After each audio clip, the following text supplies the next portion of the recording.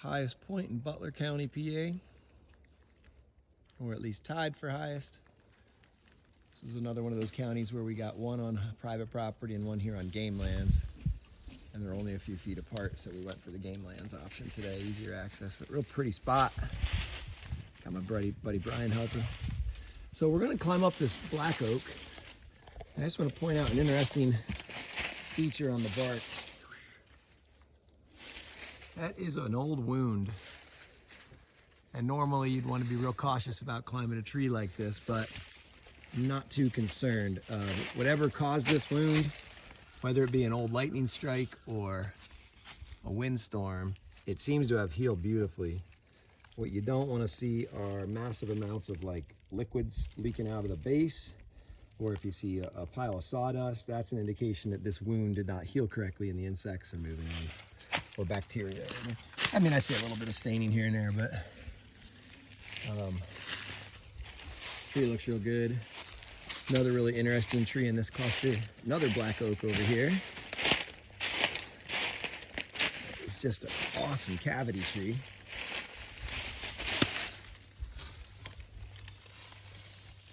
It's a really cool wildlife cavity. So I don't know who's living in there, but I see plenty of chewed up acorns, so somebody's living in there. Could just be a squirrel, could be a, what do you think? Raccoon, porcupine, could be just about anything. Yeah, probably squirrel. Really cool cluster of black oak here. So that's an interesting spot. We got Norway spruces over there, which are of course non-native, so somebody planted those. And it looks like a similar age stand of red pine, so probably planted even though they're native. So interesting spot up here on the game lands. I don't know the whole history of this spot here in Butler County. So I won't be able to record the climb. I don't have a working GoPro at the moment, but I'll get some video and pictures from the top. All right, up here in this black oak, highest point in Butler County, PA. And the ground level here is a little bit, somewhere between 1,500 and 1,600 feet. And I don't know, feels like I'm a good 75 feet up. Really cool stand of black oak around me here. I'll switch it around here and get you some other views. So looking down on Brian Pearson. And there's a Game Commission food plot right here. So mostly turnips and beets. That's what it looked like they planted for the wildlife. Deer love that stuff. They'll plant it and the deer know it's there, but the deer often won't touch it till after the first frost.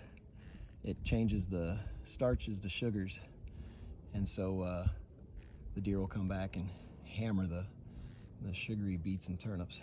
So the field was just filled with chewed up bits and pieces of turnip. Pretty cool. Big red maple right here next to me, and then a stand of Norway spruce. There's a cell tower over there, which is pretty common at these high points. And there's some red pine right over there. And I really like this stand of black oak right next to me. And then looking down my tree. So I don't know the game land's number, but we're in Butler County, Pennsylvania. This was climb number 4. It's my 4th one in today, which is a new record for me. I don't think I've ever done 4 in a day. 2 poplars, a red oak and a black oak. And we're gonna go find some dinner in Clarion. And then tomorrow we'll bang out 3. 65, 60, no, I can't count. 63, yeah. This is 63. Yeah. There we go. That doesn't seem right either. Let's see, 61, 62, 63. Well, this should have been our 4th climb today. That was the 4th one, but we have 4 more to get. I got, oh yeah, because Somerset's the last. So 67, 66, 65. And 6, okay. Well, I'm glad we're all here in the woods counting together. I'm somewhere in the mid-60s. Let's leave it at that. I'm confused. It's been a long day traveling across the western part of the state. Beautiful day though.